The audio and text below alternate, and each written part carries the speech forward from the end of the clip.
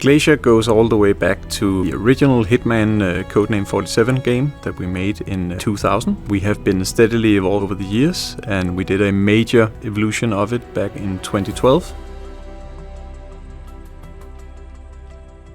Glacier is a great engine for our devs to work in because it's been designed around the principle of modularity and iteration speed.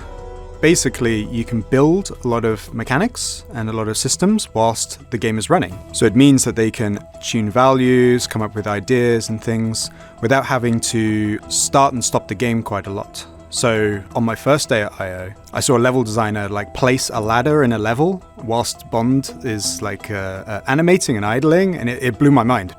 Glacier being made in Denmark, I guess calling it a bunch of Lego pieces is very fitting as well. But using the template system, people can create different templates and they can combine them and mix them. So let's say someone wants an object that you interact with in the game that then kicks off a countdown timer, and then an effect happens, and then this sends off a distraction stimulus to NPCs. You have all these separate pieces which different people on the team make, and then they share with one another. So the engine's built in a very systemic way that a lot of the pieces are reused, and it means that when they come up with new levels or areas or prototypes, it's building off of the previous knowledge and previous templates that they've made before. We have been making the entire engine into a streaming engine. You can, without loading screens, go from the first scene to the last scene without any hitches.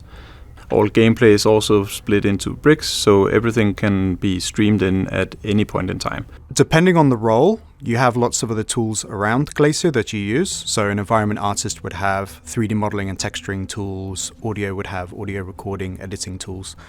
But all of it combines within Glacier in the engine. And going back to that entity graph, everyone is working within that graph when compositing the game. So the day-to-day is everyone sort of syncing up together and figuring out how to tackle challenges together. So even say a door that you open in the game and pass through, that is touched by tech designer, level designer, environment artist, audio, VFX, any number of things that this door can do.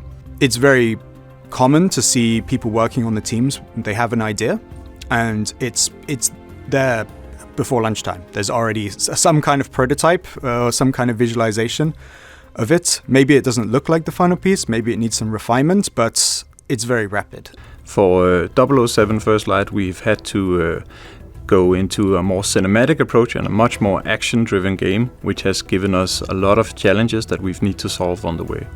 And that comes all the way through to cinematic framing, to rendering and the action gameplay. We've been adding driving, we have added a much improved action gameplay loop and system. The sandbox elements are still there because they are still core to a IOI game, but we have moved much more into the direction of cinematic action. What we've actually done is that we've redone the entire AI system, and this is specifically to enable features like bluffing. This has been a significant undertaking that means that we had to approach some new technical verticals in a different way. I can walk down 2 floors and then go up to the desk of anyone working on the games and say, what's your biggest frustration right now? And then let's see how we can actually do something about that. And everyone in the engine team does that as well. It's very common to have the Glacier team working or sitting with the people making the games. So it's not a separate thing, it's a lot more combined.